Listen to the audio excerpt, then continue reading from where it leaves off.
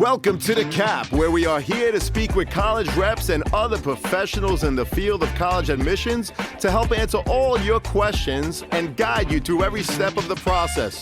So if you're serious about college admissions, you've come to the right place. Are you ready? Let's talk about it. And now, here's your host, Dr. John Durante.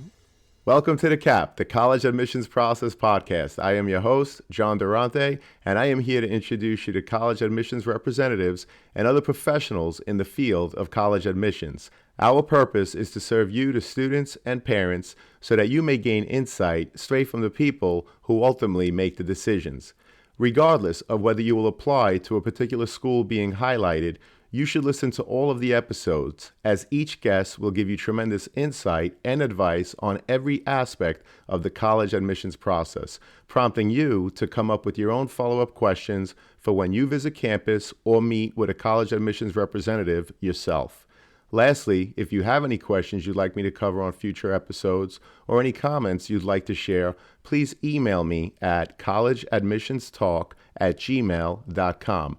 And don't forget to visit our website at www.collegeadmissionstalk.com. So are you ready? Let's talk about it. Welcome to The Cap, the College Admissions Process Podcast. I am your host, John Durante, and it gives me great pleasure to introduce to you today Lauren Sefton, who's the Director of International Admission at Rhodes College in beautiful Memphis, Tennessee. Lauren, thank you so much for being with us today. We can't wait to hear about Rhodes College and all of the great things that you have to offer. How are you? Oh, I'm great, John. Thanks so much for inviting me today. It is our honor and pleasure. So let me ask, what are some of the things that you personally love about Rhodes College that make it so appealing for so many students to want to apply and ultimately attend? John, I am very biased because not only do I work in the admission office, but I also am a proud Rhodes alumna.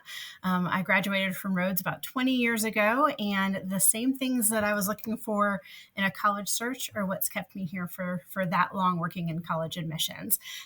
Rhodes is one of the few National Liberal Arts and Sciences colleges to be located in the middle of a metropolitan area.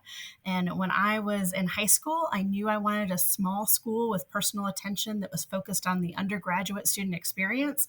But I also knew I didn't want to be in the middle of nowhere. I wanted to be right in the heart of a city. I grew up in New Jersey, just a train ride away from New York, and I knew I didn't even want to be a train ride away from cool restaurants and amazing internships and fun things to do on a Friday or Saturday night. So that really narrowed down my college search. And to small schools with big cities because there's so few of us. And I happened to discover Rhodes, and I think that's really a main feature that so many students are excited about. They want that quintessential residential college experience, but they also want the city too. And our students are able to take advantage of so many different internships and research opportunities at places like St. Jude Children's Research Hospital and FedEx, and go enjoy Grizzlies games and the Memphis Zoo. And so it really is that combination of a residential campus and a city environment that draws our students to us.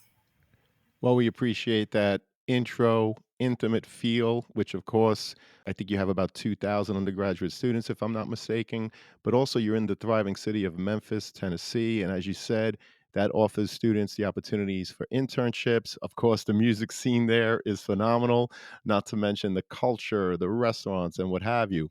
So, Lauren, I read online that in terms of retention rate, nationally, it's at 69%. In other words, that's the percentage of students that return to a college for the second year. At Rhodes, it's well over 90%. So, what is it that the Rhodes College family does to make the students so happy and want them to return year after year? I'm glad you asked that question. I was actually just looking up retention statistics earlier this afternoon for another family, and our most recent class was actually 94%. And so it really is amazing how many students fall in love with the school experience in Memphis. And I think what helps is we provide such a supportive atmosphere. You are definitely not a number at a school like Rhodes. We do have about 2,000 students, and we're solely focused on the undergraduate experience. There aren't grad students on campus, other than about a dozen students who participate in one Master's of Accounting program. And so the entire reason for existence is to help students over the course of their 4 year undergraduate experience. And what that means is students are immediately plugged into the community. We offer a quick summer orientation and then a welcome week orientation in August, where students are able to jump right in and connect with clubs and organizations and meet classmates from all over the country and all over the world. And there are a lot of support groups that are just organically occurring, whether it's their orientation peer groups that continue to meet not just during the orientation week, but throughout the entire year, to developing relationships in the small classrooms. When you're in a classroom setting of somewhere between 15 and maybe 20 students, or possibly as few as 5 or 8 students, even as early as your first year classes, then your professors know you. They know your name, they know where you're from, they know what your confused face looks like. And so they're able to connect you to opportunities. They're able to say, "Oh, John, your eyes lit up when we talked about this subject in class. Let's meet after class and talk more. I've got internships or I've got a fellow research opportunity for you." But they're also able to say, "John, you looked really confused today. Come by my office and let's talk about that. And let's figure out some study strategies or tutoring help or take advantage of the writing center."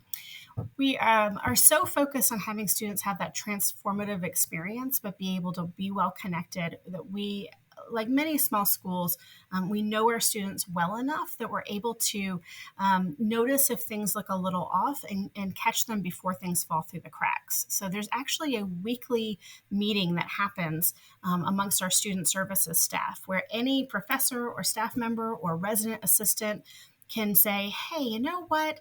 Let's take a look at Sally or Bobby or June. They've missed 2 classes and that's not like them. They didn't have an excused absence. Let's just double check in, check in on them and make sure things are okay." And so there's a sense of personal attention and a sense of community where people are looking out for one another and you're on people's radar pretty quickly if it seems like maybe you're having a little bit of struggling settling into college life. Well, I really appreciate you talking about the weekly meeting where if a professor or someone has a concern about a student, it's actually a place where you talk about those things, which sounds very much what a lot of high schools throughout the country do, which of course, high schools are usually a lot smaller than colleges. And so it's common for us, but not so common at the collegiate level. So again, Lauren, I really appreciate that. And I'm happy to hear that you do that. Now, I know that you're the director of international admissions, so I was curious, Lauren, how does the application process differ for international students compared to residents, of course, of the United States? So the application process is very similar, whether you're a US citizen or you have a passport from overseas. It's the same common application with a personal statement, same expectation of receiving information about high school transcripts, although we know your high school work may look different in different countries' educational systems. Similar test policies about ACT or SAT being test optional. And we also ask for a letter of recommendation from a teacher or a counselor, regardless of your citizenship or where you're coming from. The main difference in the actual application process itself relates to financial aid and funding. We try our best to put our best foot forward financially, and we do offer merit scholarships and need-based aid for international students, which not every college or university is able to offer. We also try to meet demonstrated need for admitted international students, and we're very fortunate to be able to do that, but we can't afford to do that for everyone we would like. And so we are more need aware or need sensitive for our international student population than we are for our US domestic population. The actual process of applying is very similar. You still get the same personal attention from our admission counselors. I also have a domestic territory in addition to working with our international students. And so it really is a personalized, holistic review process where we get to try to understand the entire student experience and just know that everybody has a different student experience, whether they're from Arkansas, Alaska, or from Kyrgyzstan. They've got something else going on in their lives that they can share with us and something to offer to their future college community. I want to welcome back Sean Patel, who is the founder and CEO of Prep Expert. He's a Shark Tank entrepreneur making a deal with Mark Cuban back in 2016. Sean, welcome back. How you doing today?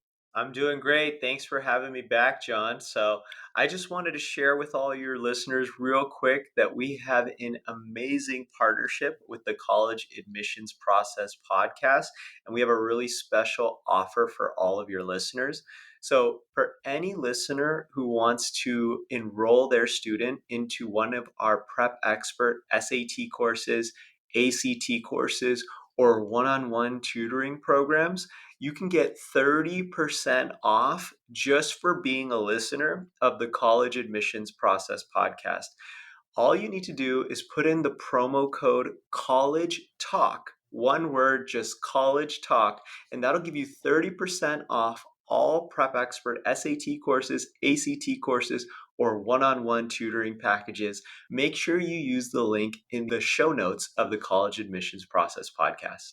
Thank you, Sean. We really appreciate it. To our listeners, as an affiliate partner with Prep Expert, I want to be transparent with you that for every purchase made, the College Admissions Process podcast will receive a small commission from Prep Expert. But rest assured that we only promote programs that we believe in and feel would benefit our listeners. For more information, please see the Prep Expert affiliate partnership link in the show notes. And now let's get back to the show. Well, that's terrific. And you mentioned that you have a domestic territory. So could you share with us what is your territory here in the United States? For sure. So I've been doing this for a while, John. So I feel like I've had almost everywhere, it seems like, in the US, particularly along the East Coast. I think I mentioned I'm originally from New Jersey. And so I work with students from New Jersey, New York, Connecticut, also North Carolina. I've got some hometown roots there as well.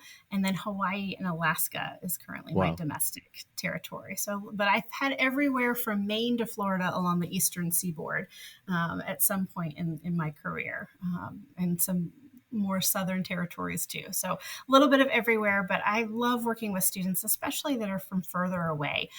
Rhodes students travel an average of 450 miles away from home to get to campus. So we're not a local regional school by any means. Most of our students are traveling in over, there are 46 different states and 62 different countries represented in our student body. So our students are truly coming from everywhere. But personally, I like working with the students that have that sense of adventure, who are willing to explore a little bit for further away from home to go to college.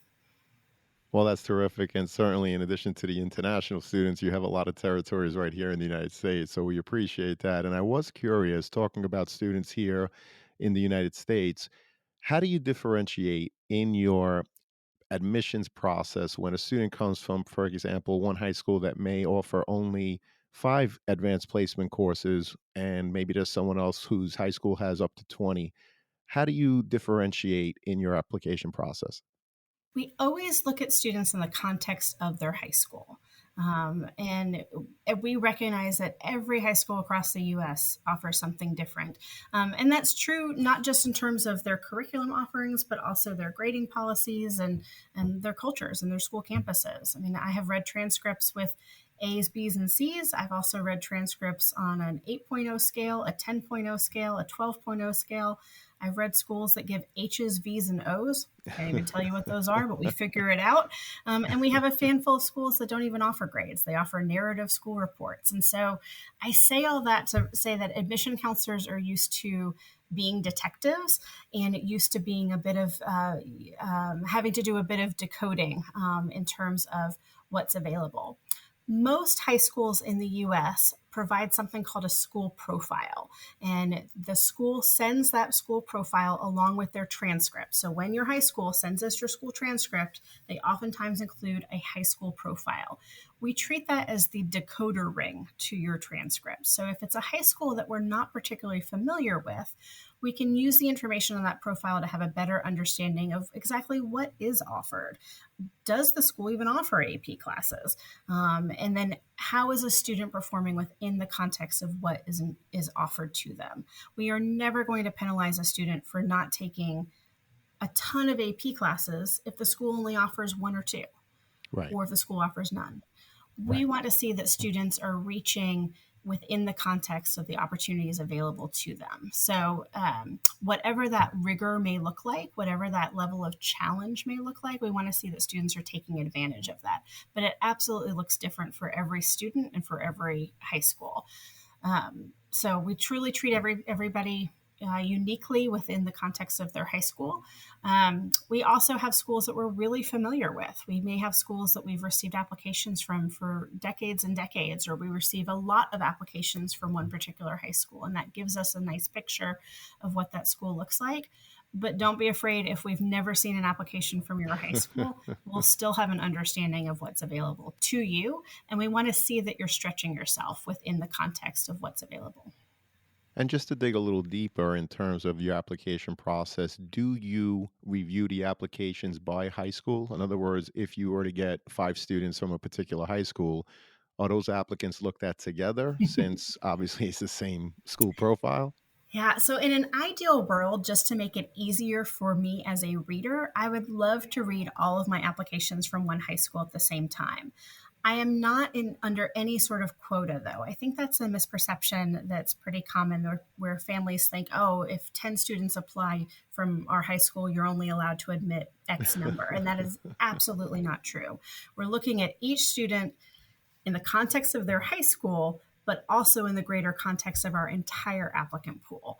And so there is no quota system within a high school, but I do love to read applications within the same high school because you get an idea of the grading scale. You know what the transcript looks like. It just is a little bit easier to understand.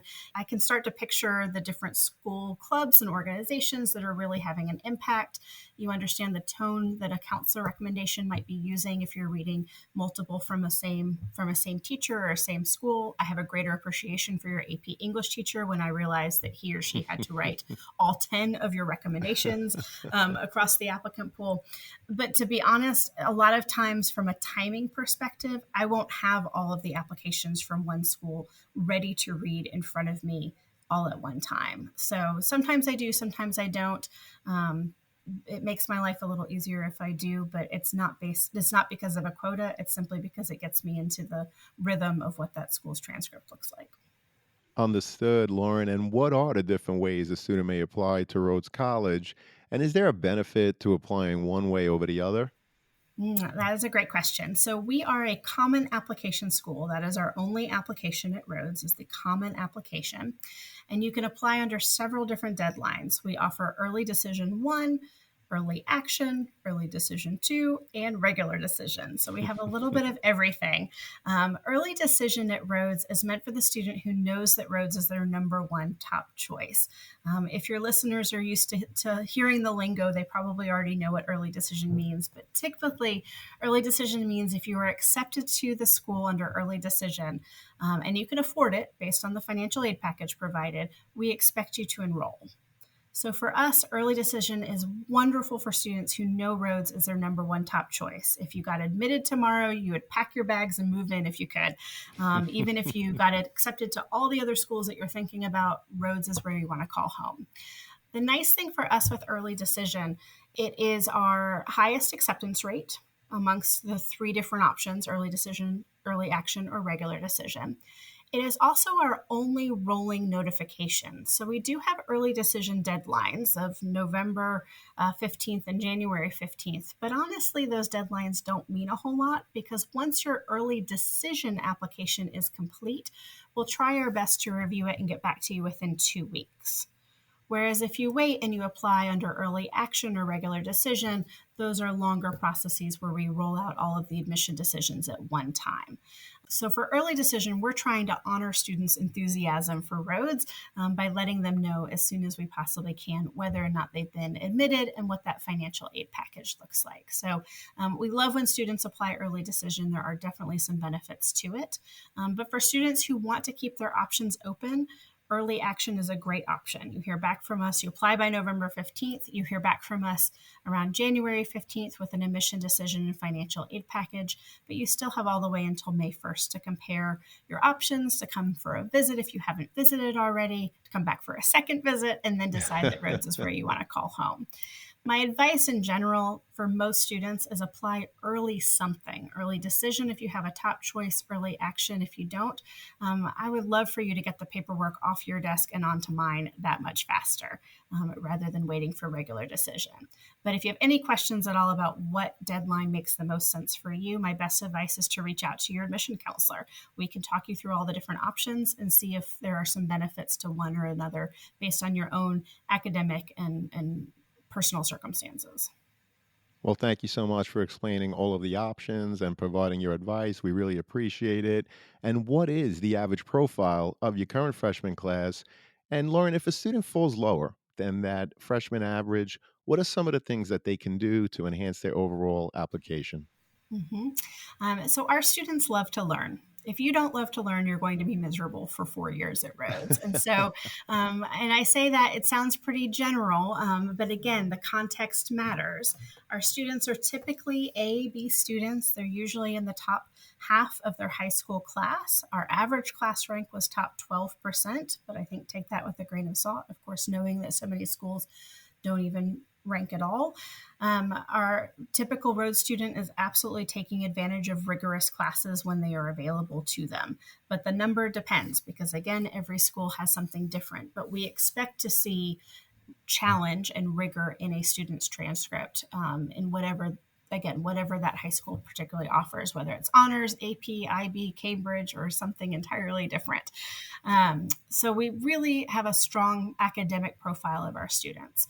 We are test optional, ACT and SAT test optional. So to be honest, I'm even a little hesitant to give you a mid 50% range because I don't think that's an accurate perspective of our applicant pool. Right. I will tell you our students are also engaged. They're engaged on campus when they get to Rhodes in clubs and organization and community service. In fact, Rhodes was ranked one of the #1 schools in the country for most service-minded students. But we also expect students to be engaged in Memphis and the world around them. And so the way we try to preview that is how have you been engaged in the world around you at the high school level? And again, there's no magic key or magic activity that we expect students to do, but we do expect to see some level of engagement in clubs, schools, sports, family responsibility, work, theater, arts, whatever it is that wakes you up in the morning with a smile on your face. We want to see you taking advantage of it as well.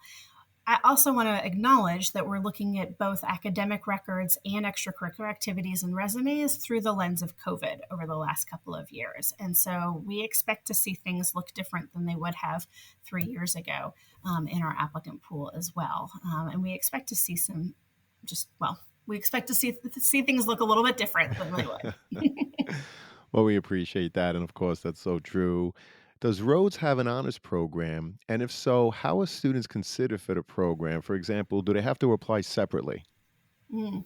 So, mostly when you see an honors program, a lot of times that's at a larger university that's trying to recreate or mimic what Rhodes inherently is by nature. They're trying to offer you small classes. Well, at Rhodes, our average class size is 14 for all of our Wow. students. And the honors colleges are often trying to recreate a more academically rigorous or academically minded setting. Well, that's kind of all of Rhodes. And they're trying to create an opportunity where professors really engage with their students. That's all of Rhodes. So, what Rhodes offers is equal to and above what most honors college programs at larger universities would offer.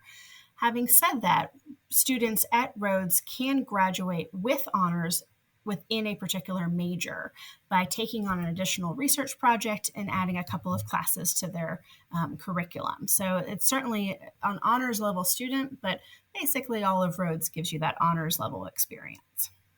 Well, thank you so much for that explanation. We appreciate that, Lauren. And what are some of the things that students do to demonstrate their interest in attending Rhodes College? And is this something that you track as part of your overall admissions process? Excellent question. Demonstrated interest is definitely a hot topic amongst a lot of families and a lot of schools and talking about it. I love using the word demonstrated engagement because I really want students to engage with Rhodes and engage with all of the colleges that they're looking at in their college search. So we do look at demonstrated interest, and we do track if a student participates in a virtual experience or participates on campus, does a self-guided visit on campus. We ask you to register and let us know that you're coming. If I meet you at your high school, if I come to a high school visit or come to a college fair near you and you get a chance to interact with the admission counselor, all of our admission counselors offer interviews. As we travel, we'll sit in coffee shops and have conversations with students. And that's a wonderful way for us to get to know you a little bit better, but also for you to ask any questions that you have and try to bring Rhodes and the campus to life for you, especially if you haven't had the chance to visit in person. So we do look at demonstrated engagement or demonstrated interest. We want students who are interested in us, but we will look at it in a very broad definition. There are lots of ways to engage, and frankly, you should be doing a lot of those things organically just as part of your own college search to become more familiar with the school. So it's not a way to game the system, but it is a way to engage in your own research of each school that you're looking at. Well, I'm happy that you mentioned visiting the school, which I think is very important as part of the overall college search. So, Lauren, if a student is able to come to Rhodes College, what are some of the areas they absolutely should visit? And what are some of the questions they should be asking to help them determine whether or not Rhodes College is the right fit for them? So there are two pieces when you're thinking about a school like Rhodes.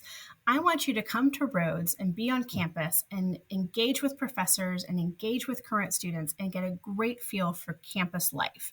Is this a place that you can see yourself for the next 4 years? I also want you to engage in Memphis and make sure that you're calling Memphis your home for 4 years as well. Memphis is awesome. As we mentioned at the top of this podcast, it is the home of blues and rock and roll and barbecue. It's the 28th largest city in the US, home to about 1.2 million people. And so it is such a fun city to live and learn in. It is also just a fun city to be a tourist in. So I want you to spend time doing both, experiencing the campus and experiencing Memphis. When you're on campus, of course, you should take advantage of whatever the admission office is offering. Our most basic visit would include a tour and an information session, but you can also meet with a faculty member. You can sit in on a class. You can sign up to have lunch with a current student. You'll engage with current students. So you'll have a chance to really see what life might be like, but also just spend time on campus, wandering through the coffee shop, wandering through the links layer or the athletics facility or the library or wherever you think you would be spending time on a Saturday afternoon or a Tuesday evening. And then don't be afraid to approach students and ask them, what do they love about Rhodes? What do they not like about Rhodes? How did they choose Rhodes in their college search? I think you're going to find that our students are incredibly friendly. Some of that is Southern hospitality. We're in the South and everybody's friendly down here. And some of it is just genuine happiness of being at Rhodes and on the Rhodes campus. And so ask those questions, but check out the places, especially the library. The library is the prettiest building on our campus. And it wasn't even my library when I was a student on this campus. It hadn't even been built yet. But the thing that's unique about the Rhodes campus is every single building has the same collegiate Gothic architecture, limestone from a rock quarry that we own in Arkansas, and stained glass windows. So even your dorm room is going to have stained glass windows, which is amazing. Wow. And so it really does feel like you're in Cambridge, England, or a Harry Potter movie set as you're exploring the campus, whether you're looking at buildings that have been around since the 1920s, or you're in our brand new Robertson Science Center that was built 3 years ago, or a brand new residence hall that just opened up in January. It's all going to have that same feel. And as long as you like collegiate Gothic architecture, you're going to love the Rhodes campus. It just feels like a college is supposed to feel. In Memphis, you should absolutely explore. Well, that could be a whole podcast of its own. But we are in the neighborhood called Midtown, right across the street from Overton Park, which is one of the top 10 largest urban parks in the country. And it houses the Memphis Zoo, the Brooks Museum of Art, the Overton Shell Concert Amphitheater, where Elvis performed his first big concert. So it's a bit of a historic landmark. More interestingly, now they put on free concerts throughout the year, and it's right across the street from us. And so you've got this great green space across the street, and the Memphis Zoo has been listed as one of the best zoos in the country.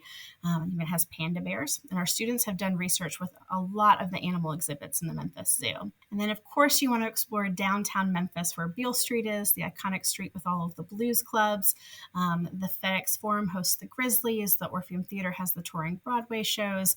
The Mississippi River is one of the most popular places for our students just to spend an afternoon with a picnic and a blanket and enjoying watching the boats go by. One of my favorite things to do is to cross the Mississippi River on a pedestrian and bicycle bridge. It's called the Big River Crossing. It's one of the largest pedestrian bridges in the country. And you can actually say that you have walked from Tennessee to Arkansas as you go across the bridge. And it's a beautiful view, especially as you come back. You've got a great view of the skyline of downtown Memphis. So it is such a fun city. If you do decide to visit, I encourage you to explore our website or reach out to me or your admission counselor, and we'll be glad to give you a ton of restaurant recommendations and fun tourist options. And your parents can go check out Graceland while they're here too. Well, those are tremendous pieces of advice and so much to see on your campus and off of it, of course, in the beautiful city of Memphis. So we really appreciate that, Lauren. And I know that we touched upon it earlier, but I have to ask because I know, of course, that Rhodes College, like many other schools, is in fact test optional. Can you share the percentage of students that applied and that were ultimately admitted that did not, in fact, submit their test scores? So, like many schools in the country, Rhodes went test optional as a result of the pandemic, and we had a 3-year pilot program, and our faculty recently voted to be officially test optional. What I think is interesting to note is that even prior to being test optional, I want to explain a little bit about our testing policy because I think it can demonstrate, frankly, just what a small role in the admission process testing has had at Rhodes for a very long time. So even before we were test optional, when we used to require an SAT or ACT, we were what I would call selectively test blind at a benchmark level. And so students would submit an ACT or SAT test score, but if they had at least a 1300 or higher on the SAT or a 28 or higher on the ACT, the admission readers would not see the actual score that they had. We would know that they had reached that benchmark, kind of give you a green light or a check mark or a gold star or whatever you think you deserve. And then that would allow us to then move on and explore everything else that made you interesting and human in your application. And we spent a lot more time on your transcript, your grade trends, the rigor of your curriculum, your essay, your resume, what your teacher and counselor had to say about you. We had been doing that for years prior to becoming test optional. When we moved to a test optional policy, we kept that same benchmark level in place for students who still chose to submit test scores. And for all students, whether you submitted test scores or not, we reviewed all applications completely test-free for the first read. So at Rhodes in our admission office, all applications are read at least twice, but possibly as many as 3 to 7 different times, at least by 3 people, up to maybe 9 or 10 people. Wow. So we spend a lot of time reading a student's application. That very first initial read, we removed test scores completely so that there was no bias whatsoever. We had no idea if you submitted test scores, and if you did, we had no idea what they were. And only in the second review would a second reader see test scores if you chose to submit them. And again, if you were above a 1300 or 28, they still didn't know exactly what test score you had. I love this policy for many reasons because I think it allows us to remove bias around any sort of testing.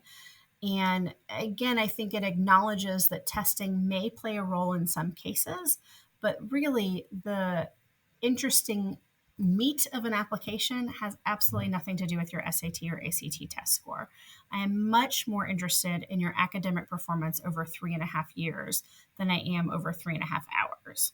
So moving to test optional, Um, the numbers surprised me at how high they were. I expected, being test optional, that hardly anybody would ever submit test scores, and I guess that was naive.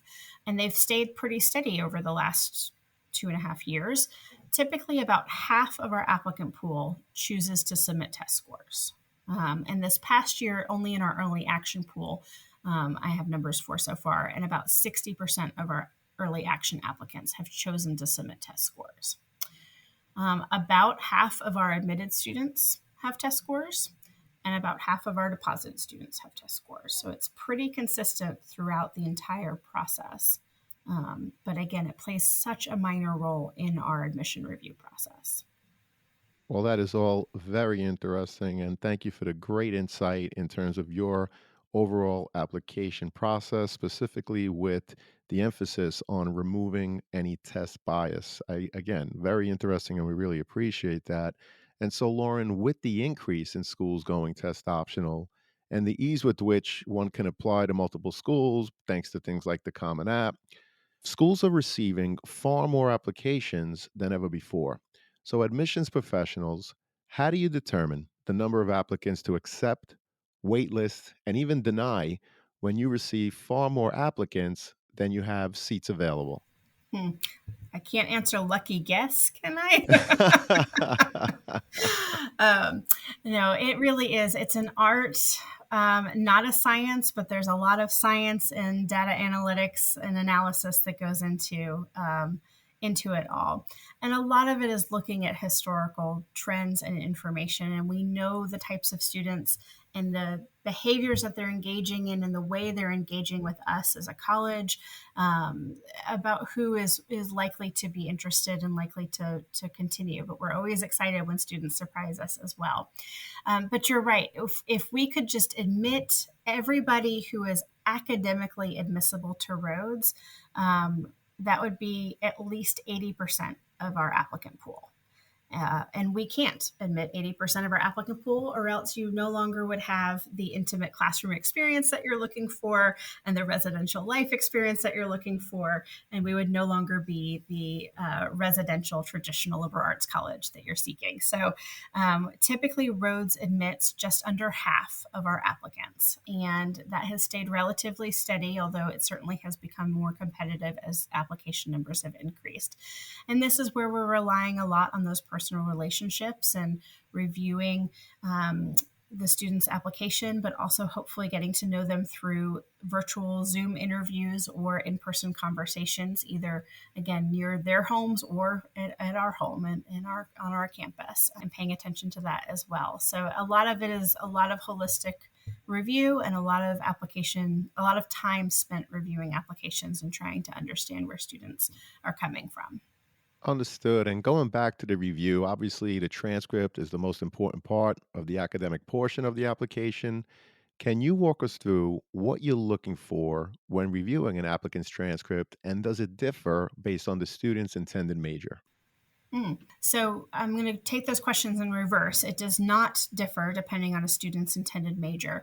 Rhodes is a liberal arts and sciences school, and so we are expecting students to have a lot of different academic interests. And even if you know your major, or you think you know your major, you are still going to take classes in all sorts of different subject areas by nature of being at a liberal arts school. And at Rhodes, you don't actually declare your major typically until the second half of your second year. And so our review process does not include intended major, especially because we either expect you to be undecided or frankly expect you to change your mind once you get to Rhodes. I hope that you attend a class that completely blows your interests wide open and exposes you to something that you never even had heard of before, and all of a sudden your life takes on a totally different path that is exciting and passionate, and we can't wait to follow you through it. So we do not review transcripts based on intended major.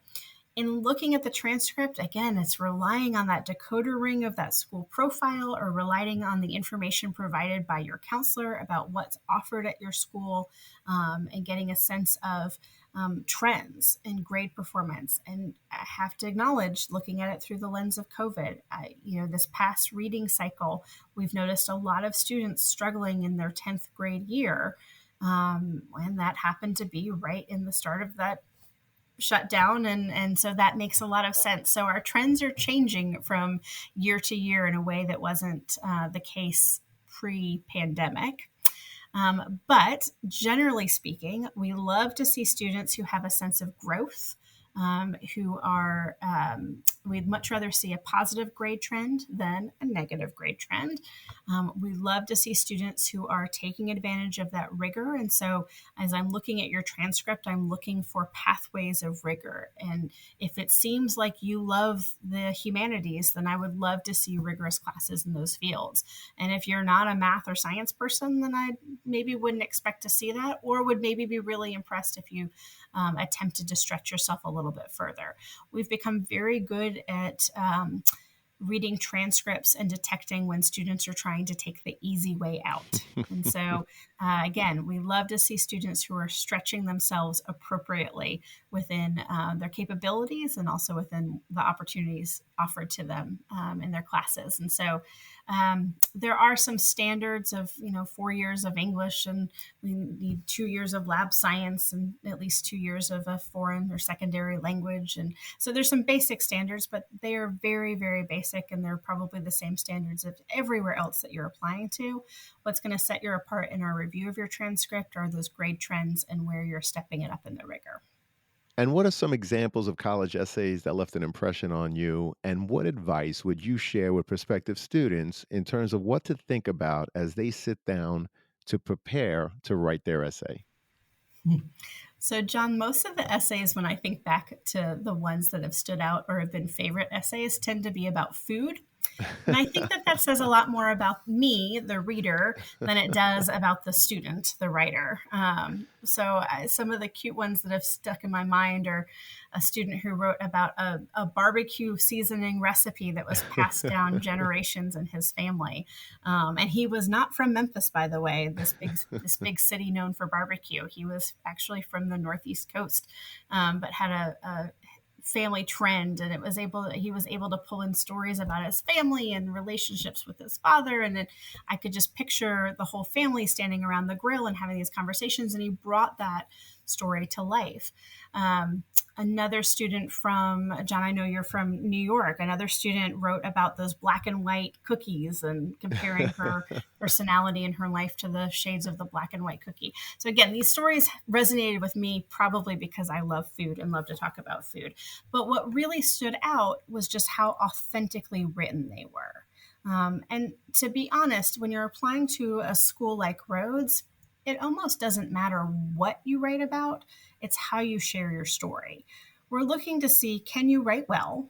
Of course, but we're really looking to see, who are you? Is this a student that I would, if I was, that I would want sitting in my classroom? Is this a student that would want to be roommates with somebody else? Is this a student that's going to engage in the cafeteria conversations at our refectory tables? And so, your essay is really the one chance in the application to bring your story to life in your own voice. The rest of the application is all check boxes and fill in the blanks, and this is one great opportunity to let your voice shine through. And so, as a reader, I don't want to say I don't care, but I almost don't care what topic you choose and what you write about. I care about how you're sharing your story and your voice with us. And I think a lot of times students attempt a topic that is too big. You're not going to solve world peace in a 500-word essay. And so it's the ones that stand out are the ones that are very, very, very small topics. They're so small because they could only be written by that particular student. And that's the key. Your essay should be so authentically written, both in terms of topic and voice, that your best friend would easily be able to pick your essay out of a stack of 100 anonymous essays. If you could do that, if I could take all the essays in our applicant pool, throw them up in the air, let them fall down the stairs, and your best friend could pluck yours out because nobody else but you could have possibly written about this particular story in this particular way, you've done your job, and you've done your job well. Well, thank you so much for that, Lauren. We appreciate it. And aside from academics, what can you tell us about what makes a student stand out in the overall admissions process? So you're right. Academics are most important. And in some ways, your application is a bit like a cupcake. I told you earlier, I relate a lot to food. Here it is. So if you think about your application as a cupcake, your academics are that base of a cupcake. It's the cake part of the cupcake. You can't have a cupcake without the base. You need it. But you don't want just the bottom of a cupcake, because then you have a muffin, and that's not as tasty as a cupcake. And so you need the frosting on top of your cupcake. And the frosting is going to be your extracurricular activities and leadership positions and home life experiences. And again, whatever those extra things, how are you spending your time when you are not sitting directly in a classroom setting, and what does that look like? And so that frosting is really, really important. And it's also important that you've got a good cake to frosting ratio. Well, it's important that you have that good academic to extracurricular ratio as well. And then we all know the best cupcakes are going to have some sprinkles on top. They might have a giant Oreo sticking out of the top. They've got something extra beyond just the frosting. And a lot of times those things related to your college application could be things that are in your control, like demonstrated interest, if a school looks at demonstrated interest like we do. So engaging with the school in a variety of ways that make sense for you as you're researching your school options. But it could also be institutional priorities that you have no control over. You know, if a school is looking, I remember the year we were starting a brand new lacrosse program. This was a long time ago. We have an excellent lacrosse program and amazing Division III sports as part of our Southern Athletic Association conference. But the year that we were starting a lacrosse program, you better believe the sprinkles on top were students who had lacrosse in their background or could play lacrosse potentially. And that's not something you have any control over. You were either a lacrosse player or you weren't. And again, if you didn't have that solid academic base to begin with, it didn't matter how great a lacrosse player you were. So some of those things, you know, I would love to have a student from Alaska. Our current student from Alaska graduated recently, so we need a student from Alaska. Well, you're not going to move to Alaska just to apply to college. So some of those sprinkles you have control over, some of those institutional priorities you don't.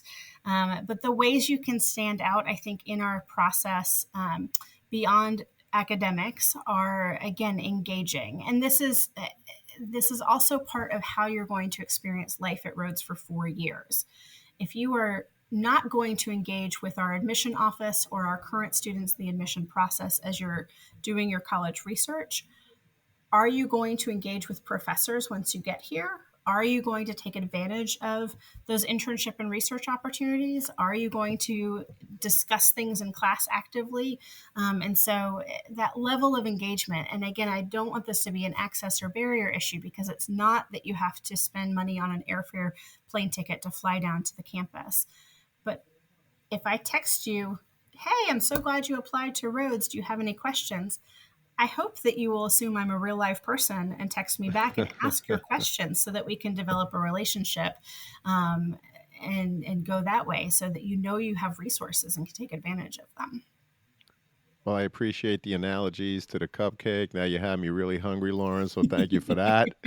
And I was also curious, does Rhodes College offer any programs for students that may have had an IEP while in high school, just to make sure that they continue to be successful once they're on your campus?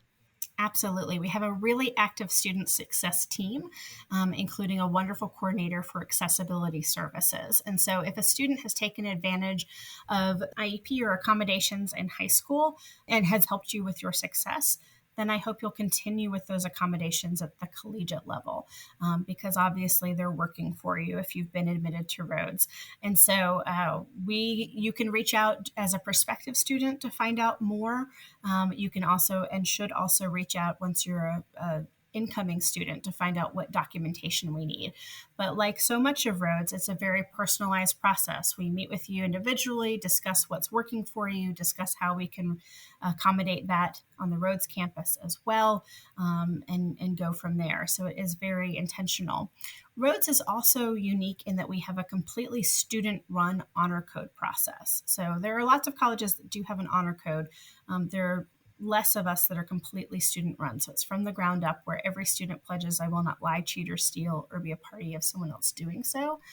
And I bring that up in this part of the conversation only because I think it also helps reduce some of the um, maybe some perceived stigma around accommodations, because it's so much easier to have extended time or to take a class in a quiet room, because most of your exams are unproctored or take home at Rhodes, because our professors trust you to do the right thing. If they've told you that you have 2 hours to take an exam and it's closed book and you cannot use your notes, then they expect you to abide by that, but they don't care if you decide to take that exam at 2 o'clock in the afternoon or 2 o'clock in the morning at the library or at a coffee shop across town. And so being able to add additional accommodations is pretty easy because of that level of trust from professor to student, and frankly, student to student. Well, we really appreciate that. Thank you so much, Lauren. And this has been a phenomenal conversation. Unfortunately, it leads us to our last question, which is, what are your top three pieces of advice that you would provide students and their parents getting ready for the college admissions process? I love that you gave me three pieces of advice and didn't just limit me to one. My first piece of advice is that this is a process of self-reflection. It starts with you, the student, and so you really have to start asking yourself some big questions about what do you hope the next 4 years looks like, and before you can start asking what does your college offer or what does your college look like, you need to know what you're excited about. Are you going to thrive in a smaller school or a bigger school? Do you love urban or rural or suburban? Do you want a residential campus? Do you want a campus where you're out in an urban center and sprawled out amongst all of the city buildings, and it's not part of a community necessarily? Do you want grad students on your campus or no? And so you have to ask those kinds of questions and be able to answer them. And that's hard sometimes because a lot of times you don't know. So I encourage you to think about the day that you woke up that you did not hit the snooze button. You just bounced right out of bed. You were so excited. You couldn't wait to get to school. Why was that? Was it because of a class experience or a teacher that you were really excited about? Was it because of a club or activity or event or organization or something happening on your high school campus? What was it about that day that had you so excited you just bounced right out of bed?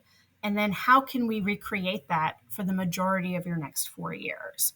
But it has to start with you. And if your listeners are younger in their college search, start journaling now, because that's going to help you keep your thoughts cohesive. And it's also going to help you when you're trying to figure out what to write in your college essay as well. So I know it sounds a little corny, but journaling is one of the best things you can possibly do as you're going through this process of self-reflection.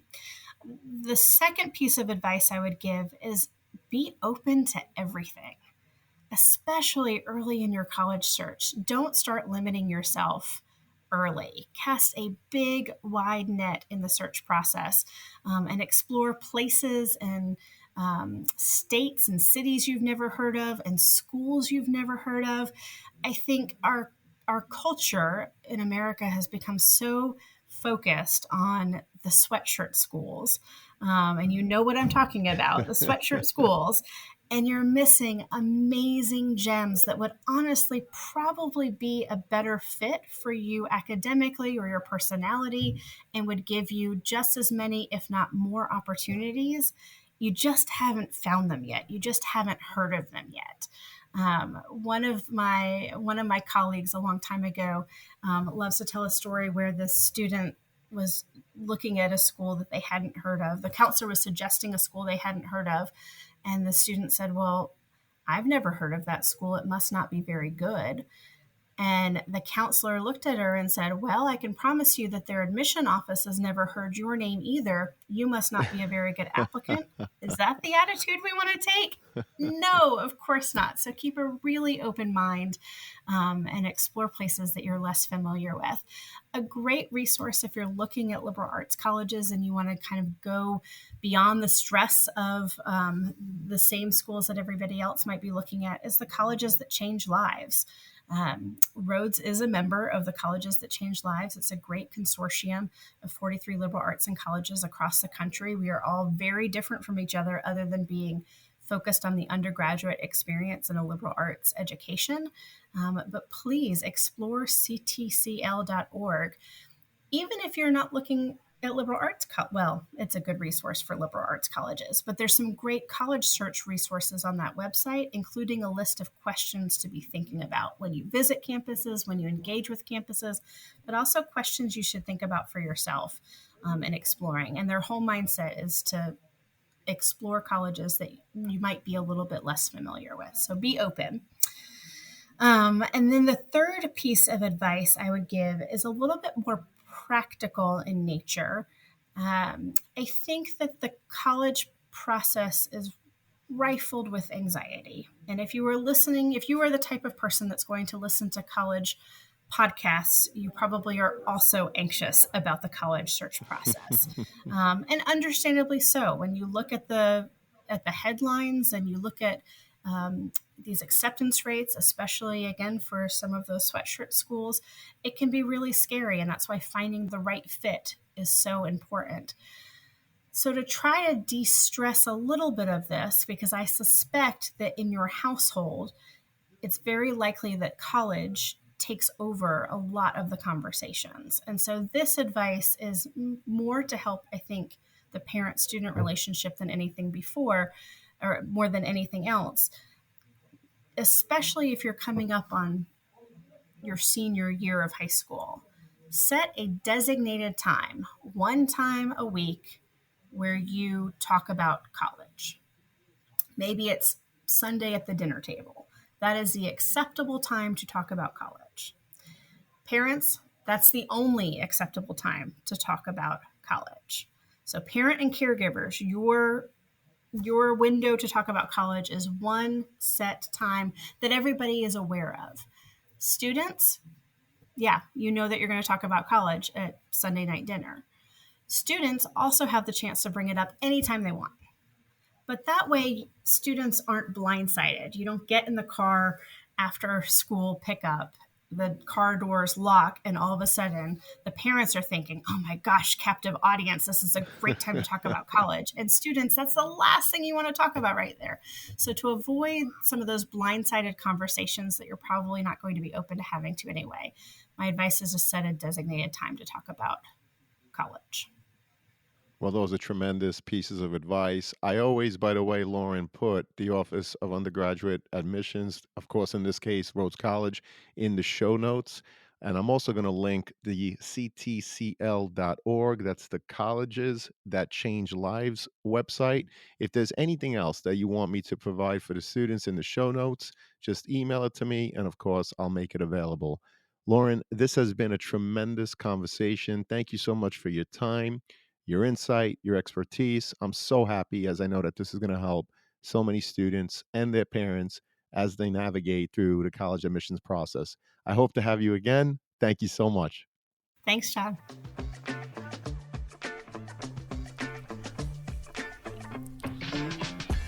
Thank you for joining us on this episode of The CAP, the College Admissions Process Podcast. We hope you enjoyed the show.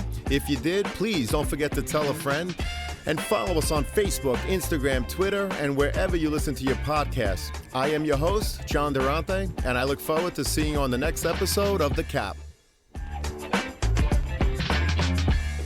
What's up, podcast friends? I'm happy to announce that we've teamed up with some fantastic affiliate partners to further enhance your overall college journey. So do you or someone you know needs stylish dorm decor, trendy college apparel, or top-notch test prep?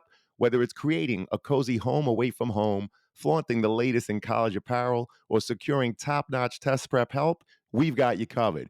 Check out our affiliate links in the show notes within each of these categories, which we believe will help you, our listeners. Please note that if you make a purchase through any of our affiliate links, the podcast does get a small commission. But rest assured that we would only promote products that we believe in and feel would benefit you, our listeners. So check out the links in the show notes and share with anyone you think may benefit.